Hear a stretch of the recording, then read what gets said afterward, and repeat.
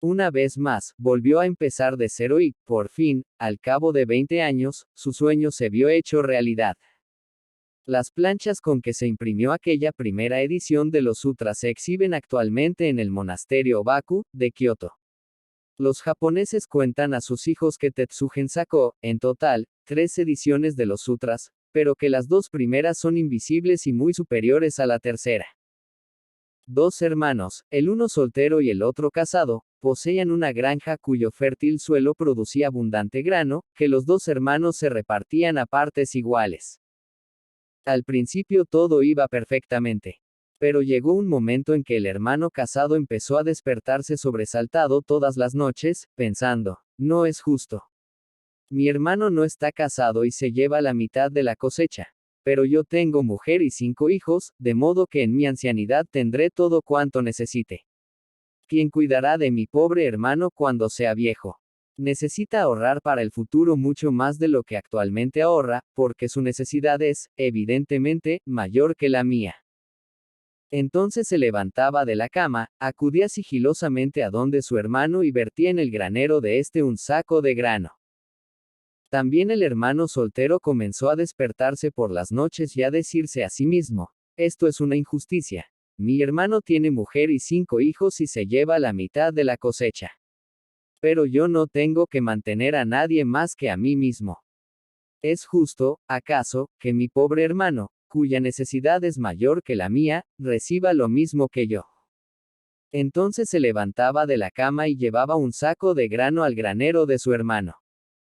Un día, se levantaron de la cama al mismo tiempo y tropezaron uno con otro, cada cual con un saco de grano a la espalda. Muchos años más tarde, cuando ya habían muerto los dos, el hecho se divulgó. Y cuando los ciudadanos decidieron erigir un templo, escogieron para ello el lugar en el que ambos hermanos se habían encontrado, porque no creían que hubiera en toda la ciudad un lugar más santo que aquel.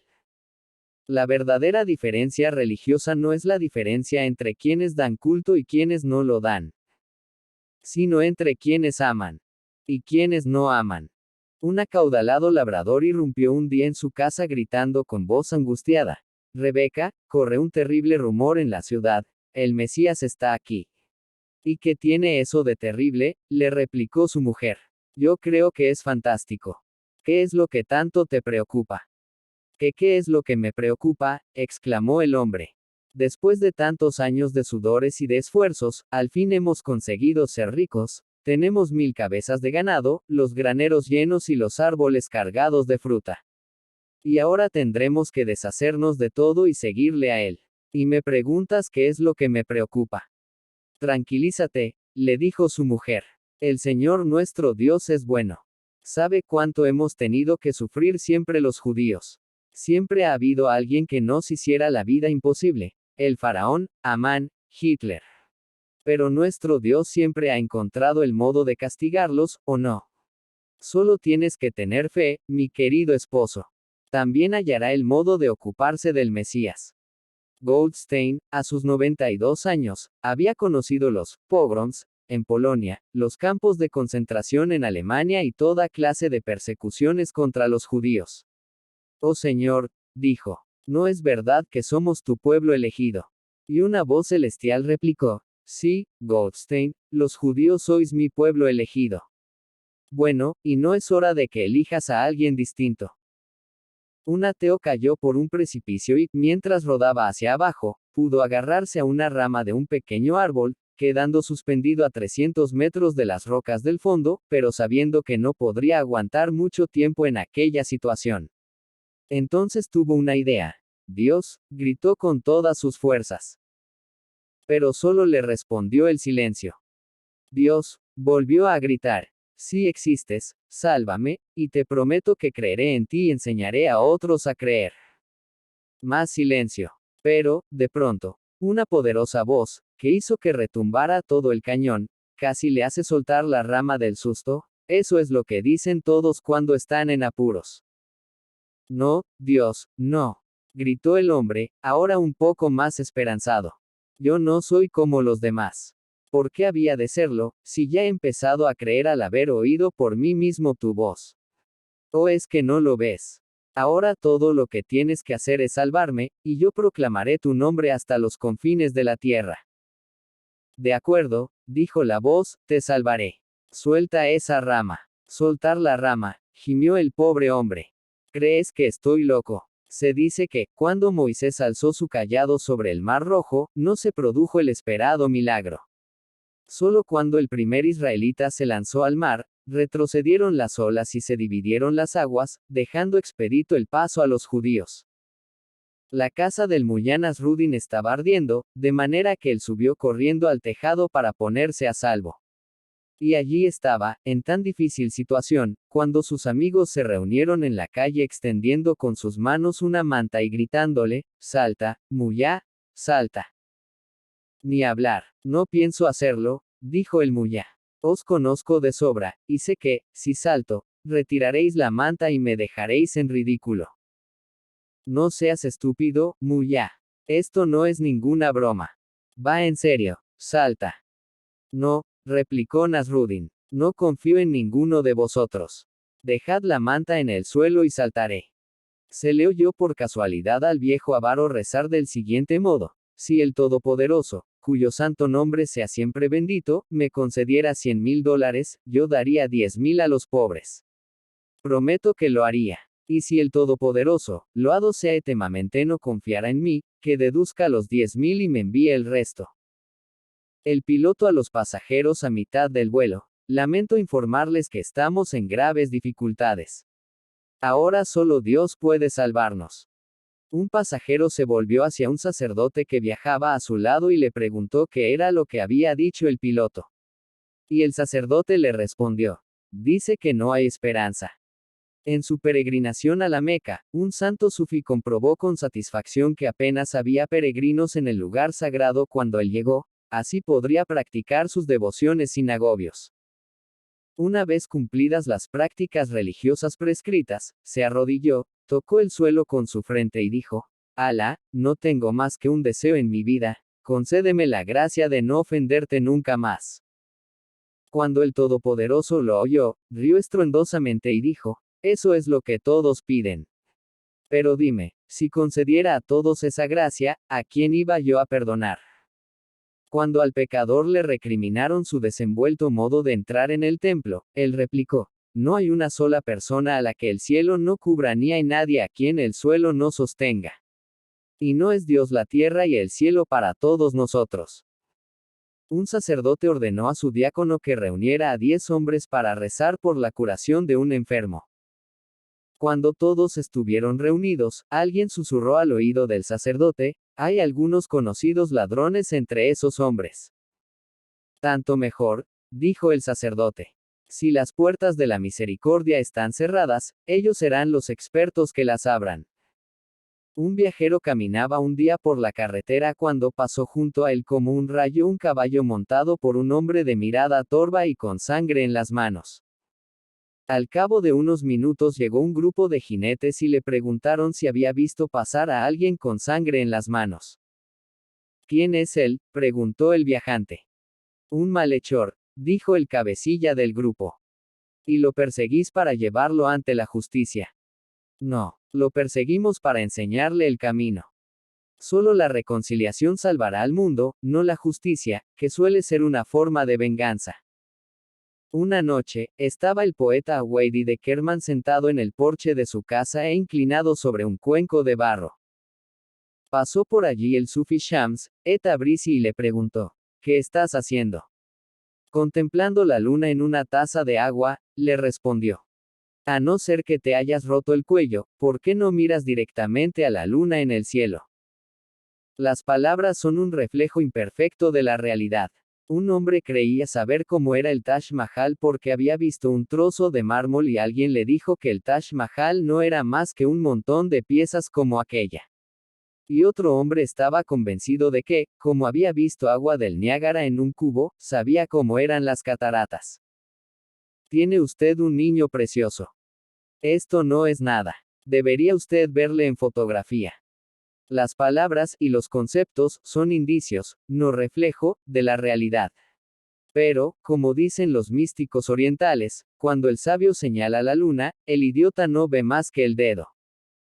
Un borracho iba una noche tambaleándose por un puente cuando tropezó con un amigo. Se apoyaron en la barandilla y estuvieron charlando un rato. ¿Qué es eso que hay allí abajo?, preguntó de pronto el borracho. Es la luna, le respondió su amigo. El borracho volvió a mirar, asintió incrédulo con la cabeza y dijo, sí, claro, pero ¿cómo demonios ha llegado ahí? Casi nunca vemos la realidad.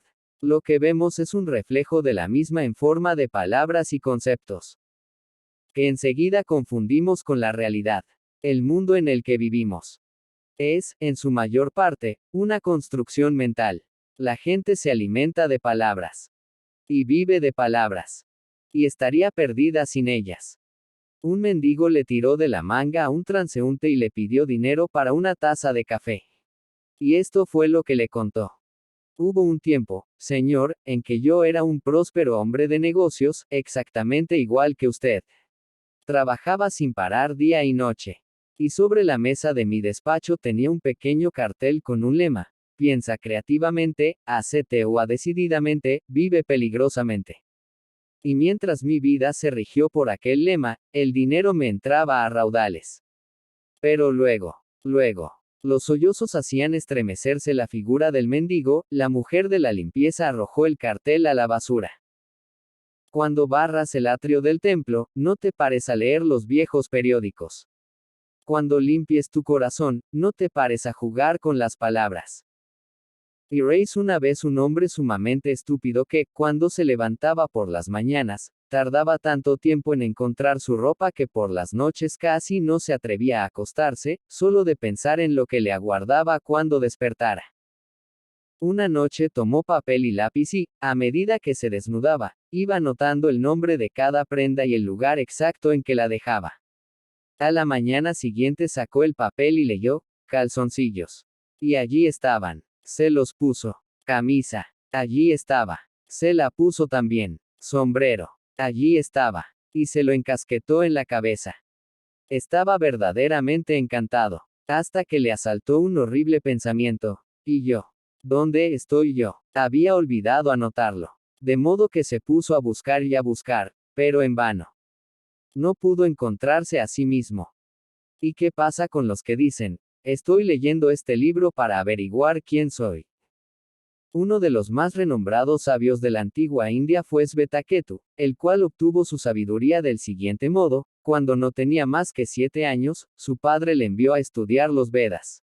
A fuerza de aplicación y de inteligencia, el muchacho eclipsó a todos sus condiscípulos, hasta el punto de que, con el tiempo, fue considerado el mayor experto viviente en las escrituras. Cuando apenas había dejado atrás su juventud. De vuelta a casa, su padre, para poner a prueba el talento de su hijo, le hizo esta pregunta: ¿has aprendido lo que, una vez aprendido, hace que ya no sea necesario aprender más? ¿Has descubierto lo que, una vez descubierto, hace que cese todo sufrimiento? ¿Has conseguido saber lo que no puede ser enseñado? No, respondió Svetaketu. Entonces dijo su padre, lo que has aprendido en todos estos años no sirve para nada, hijo mío. A Svetaketu le impresionó tanto la verdad de las palabras de su padre que se puso desde entonces a descubrir, a través del silencio, la sabiduría que no puede expresarse con palabras. Cuando se seca el estanque y se quedan los peces sin una gota de agua, no basta con echarles el aliento o tratar de humedecerlos con saliva. Hay que tomarlos y echarlos al lago. No trates de animar a las personas con doctrinas. Devuélvelas a la realidad. Porque el secreto de la vida hay que encontrarlo en la vida misma, no en las doctrinas sobre ella. Un buscador le preguntó al sufí Jalaluddin Rumi si el Corán era un buen libro para leer. Y le respondió, más bien deberías preguntarte a ti mismo si estás en condiciones de sacar provecho de él. Un místico cristiano solía decir de la Biblia, por muy útil que sea una minuta, no sirve para comer. Un niño en clase de geografía. La longitud y la latitud sirven para que, cuando estás ahogándote, puedas llamar diciendo en qué longitud y latitud estás y vengan a salvarte. Como hay una palabra para designar la sabiduría, la gente cree saber lo que es la sabiduría. Pero nadie llega a ser un astrónomo por haber comprendido el significado de la palabra astronomía. No por mantener el termómetro elevado a base de echarle el aliento vas a calentar la habitación. Todos los días se podía ver meditando pacíficamente a un anciano monje, sentado en el rincón de una biblioteca japonesa. ¿No lee usted nunca los sutras?, le dijo el bibliotecario. Nunca aprendí a leer, respondió el monje. ¡Qué desgracia! Un monje como usted debería saber leer. ¿Quiere usted que le enseñe yo? Sí, dijo el monje. Y apuntándose al pecho con un dedo, añadió. Dígame qué significa este carácter. ¿Por qué encender una antorcha cuando el sol brilla en el cielo? ¿Por qué regar la tierra cuando la lluvia cae a cántaros? Un gurú prometió a un discípulo que había de revelarle algo mucho más importante que todo cuanto contienen las escrituras.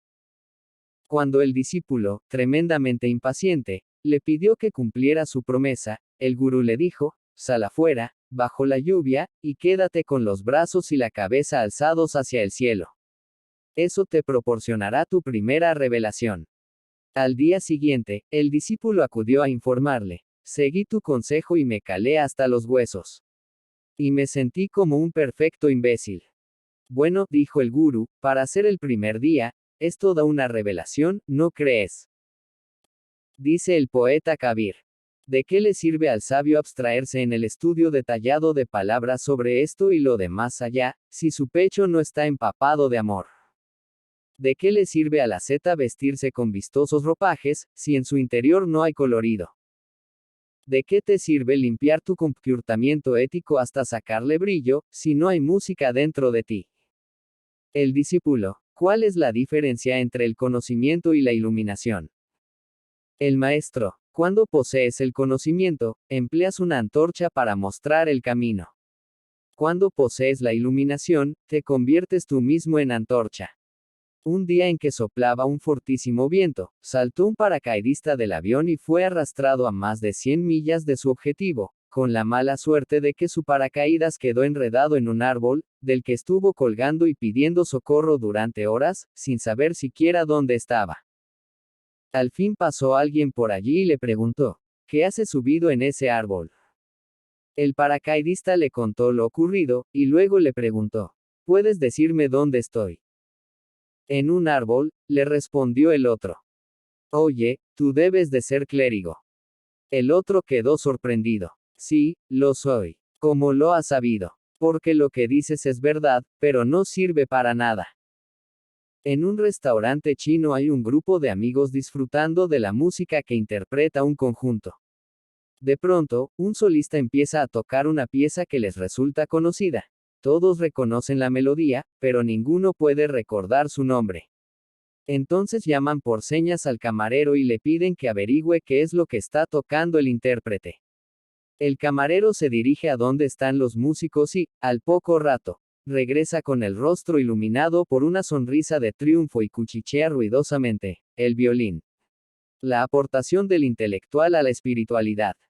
La obra estaba en plena representación en el teatro del pueblo cuando, de pronto, cayó el telón y salió al proscenio el director. Señoras y señores, dijo, me apena profundamente tener que decirles que el protagonista, nuestro queridísimo alcalde, acaba de sufrir un fatal ataque al corazón en su camerino. Por tanto, nos vemos obligados a suspender la representación. Al escuchar aquello, una corpulenta mujer de media edad que se encontraba en la primera fila se levantó y gritó agitadísima. Rápido. Que le den caldo de pollo. Señora, dijo el director, el ataque ha sido fatal. El alcalde ha muerto. Entonces, que se lo den enseguida. El director estaba que mordía. Señora, suplicó, ¿quiere usted decirme que bien puede hacerle a un hombre muerto un caldo de pollo? ¿Y qué mal puede hacerle? Gritó ella. El caldo de pollo es para los muertos lo que la religión es para los inconscientes, cuyo número, por desgracia, es infinito. Al maestro le sorprendió escuchar un enorme follón cuando se dirigía a su patio. Le dijeron que uno de los causantes del altercado era un discípulo suyo, y él mandó que se lo trajeran y le preguntó cuál era la causa de todo aquel estrépito. Ha venido a visitarte una delegación de intelectuales, y yo les he dicho que tú no malgastas tu tiempo con personas que tienen la cabeza atiborrada de libros y de ideas, pero vacía de sabiduría, porque esa es la clase de personas que, con su engreimiento, originan en todas partes los dogmas y las divisiones entre la gente. El maestro sonrió y musitó. ¿Qué verdad es esa? Pero dime, ¿no será tu propio engreimiento, al pretender ser diferente de los intelectuales, la causa de este conflicto y de esta división? A un sabio hindú estaban leyéndole la vida de Jesús. Cuando supo cómo Jesús había sido rechazado por su propia gente en Nazaret, exclamó: un rabino cuya congregación no desee expulsarlo de la ciudad no es un rabino. Y cuando oyó cómo los sacerdotes condenaron a muerte a Jesús, suspiró y dijo: qué difícil le resulta a Satán engañar a todo el mundo. Por eso escoge a destacados eclesiásticos en las diferentes partes del globo.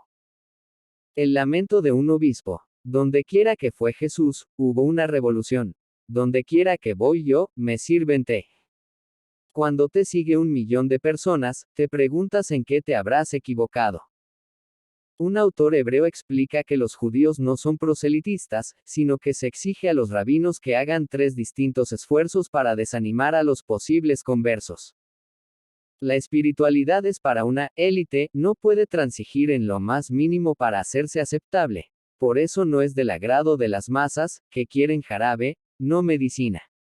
En cierta ocasión, cuando le seguían grandes multitudes, Jesús les dijo: ¿quién de vosotros, queriendo edificar una torre, no se sienta primero a calcular los gastos y ver si tiene para acabarla? ¿O qué rey, si sale a enfrentarse con otro rey, no se sienta antes y delibera si con 10.000 puede salir al paso del que viene contra él con 20.000? Y si no, cuando está todavía lejos, envía una embajada para llegar a un acuerdo. Pues, de igual manera, cualquiera de vosotros que no renuncie a todos sus bienes no puede ser mi discípulo. La gente no desea la verdad. Desea promesas tranquilizadoras. Le contaron a un antiguo filósofo, muerto desde hacía muchos siglos, que sus representantes estaban desfigurando sus enseñanzas. Como era un hombre compasivo y amante de la verdad, se las arregló para que, tras muchos esfuerzos, le fuera concedido regresar a la tierra durante unos días. Le llevó varias jornadas convencer de su identidad a sus sucesores. Y una vez despejadas las dudas, ellos no tardaron en perder todo interés en lo que él tenía que decir, y le pidieron que les revelara el secreto para regresar a la vida desde el sepulcro. Él tuvo que hacer enormes esfuerzos para convencerles de que no tenía manera de hacerles partícipes de dicho secreto, y que era infinitamente más importante para el bien de la humanidad el que ellos le devolvieran a su doctrina su pureza originaria. Pero todo fue en vano. Lo que ellos le arguyeron fue: no comprendes que lo importante no es lo que tú enseñaste, sino nuestra manera de interpretarlo. A fin de cuentas, tú no eres más que un ave de paso, mientras que nosotros estamos aquí de modo permanente. Cuando Buda muere, nacen las escuelas. Un predicador le dice a un amigo suyo: nuestra iglesia acaba de experimentar su mayor resurgimiento en muchos años. ¿Cuántos se han apuntado? Ninguno. Hemos perdido a 500. Jesús habría aplaudido. Por desgracia. La experiencia enseña que nuestras convicciones religiosas guardan tanta relación con nuestra santidad personal como el smoking de un hombre con su digestión. Todos los filósofos, teólogos y doctores de la ley fueron reunidos en el tribunal para asistir al juicio del Mullah Nasruddin, a quien se imputaba la grave acusación de haber ido de ciudad en ciudad diciendo: vuestros supuestos dirigentes religiosos son unos ignorantes y están confusos. De modo que le acusaron de hereje, lo cual estaba penado con la muerte. Puedes hablar tú el primero, le dijo el califa. El Mullah estaba perfectamente tranquilo. Ordena que traigan papel y plumas para escribir, dijo, y que lo repartan entre los 10 hombres más sabios de esta augusta asamblea. Y, para regocijo de Nasruddin, se organizó entre todos ellos una tremenda disputa acerca de quién era el más sabio de todos. Cuando la contienda concluyó y quedaron provistos de papel y pluma los 10 elegidos, el Mullah dijo: que cada uno de ellos escriba la respuesta a la siguiente pregunta: ¿de qué está hecha la materia? Las respuestas fueron escritas y entregadas al califa, el cual las leyó. Uno decía, está hecha de la nada. Otro, de moléculas. Otro, de energía. Y otros, de luz, no lo sé, de esencia metafísica, etc. Y Nasruddin dijo al califa, cuando se pongan de acuerdo acerca de lo que es la materia, estarán en condiciones de juzgar asuntos del espíritu. Pero no es extraño que no puedan ponerse de acuerdo en algo de lo que ellos mismos están hechos y, sin embargo, sean unánimes a la hora de decidir que yo soy un hereje. Lo que produce daño no es la diversidad de nuestros dogmas, sino nuestro dogmatismo. Por eso, si cada uno de nosotros hiciera aquello de Aku que está firmemente persuadido que es la voluntad de Dios, el resultado sería el más absoluto caos. La culpa la tiene la certeza. La persona espiritual conoce la incertidumbre, que es un estado de ánimo desconocido para el fanático religioso. Una noche, un pescador entró a hurtadillas en el parque de un hombre rico y echó sus redes en el estanque lleno de peces. Pero el otro lo oyó y envió a sus guardias contra él. Cuando vio que le andaban buscando por todas partes con antorchas encendidas, el pescador cubrió apresuradamente su cuerpo de cenizas y se sentó bajo un árbol, como hacen los santones en la India. Los guardias, a pesar de buscar durante horas, no encontraron a ningún pescador furtivo. Lo único que vieron fue a un hombre cubierto de cenizas y sentado bajo un árbol, absorto en la meditación. Al día siguiente se propaló por doquier el rumor de que un gran sabio había decidido establecer su residencia en el parque del hombre rico. La gente acudió en tropel, con flores y toda clase de comida, y hasta con montones de dinero, a presentarle sus respetos, porque existe la piadosa creencia de que los dones hechos a un hombre santo hacen que descienda sobre el donante la bendición de Dios. El pescador, trocado en santo, quedó asombrado de su buena suerte. Es más fácil vivir de la fe de esta gente que del trabajo de mis manos, se dijo para sí. De manera que siguió meditando y no volvió jamás a trabajar. Un rey soñó que había visto a un rey en el paraíso y a un sacerdote en el infierno. Cuando estaba preguntándose cómo podía ser aquello, oyó una voz que decía, el rey está en el paraíso por haber respetado a los sacerdotes. El sacerdote está en el infierno por haber transigido con los reyes. Cuando la hermana preguntó a los niños en clase qué querían ser cuando fuesen mayores, el pequeño Tommy dijo que quería ser piloto. Elsie respondió que quería ser médico. Bobby, para satisfacción de la hermana, afirmó que quería ser sacerdote. Al fin, se levantó Mary y dijo que quería ser prostituta. ¿Qué has dicho, Mary? ¿Querrías repetirlo? Cuando sea mayor, dijo Mary con ese aspecto de quien sabe exactamente lo que quiere, seré una prostituta. La hermana se quedó viendo visiones. Inmediatamente, Mary fue separada del resto de los niños y enviada al capellán. Al capellán le habían explicado los hechos a grandes líneas, pero quería comprobarlos personalmente. Mary, le dijo a la niña, dime con tus propias palabras lo que ha ocurrido.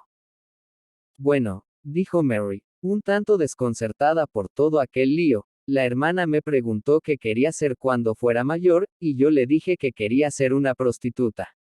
¿Has dicho, prostituta? Preguntó el capellán recalcando la última palabra. Sí. Cielos, qué alivio. Todos habíamos creído que habías dicho que querías ser protestante. El rabino Abraham había llevado una vida ejemplar. Y cuando le llegó la hora, dejó este mundo rodeado de la veneración y el afecto de su congregación, que había llegado a considerarle como un santo y como la principal causa de todas las bendiciones que todos ellos habían recibido de Dios. Y algo parecido sucedía en la otra orilla, donde los ángeles salieron a recibirlo con exclamaciones de alabanza. Pero, en medio de todo aquel regocijo, el rabino, que parecía un tanto afligido y como retraído, conservó la calma y se negó a ser agasajado. Finalmente, lo condujeron ante el tribunal, donde se sintió rodeado de una infinita y amorosa benevolencia y oyó una voz que le decía con infinita ternura, ¿qué es lo que te aflige, hijo mío? Santo entre los santos, respondió el rabino, yo soy indigno de todos los honores que aquí se me tributan. Aun cuando fuera considerado como un ejemplo para la gente, tiene que haber algo malo en mi vida, porque mi único hijo, a pesar de mi ejemplo y de mis enseñanzas, ha abandonado nuestra fe y se ha hecho cristiano.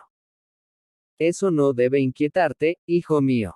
Yo comprendo perfectamente cómo te sientes, porque tengo un hijo que hizo exactamente lo mismo. En la ciudad irlandesa de Belfast, un sacerdote católico, un pastor protestante y un rabino judío se enzarzaron en una acalorada discusión teológica.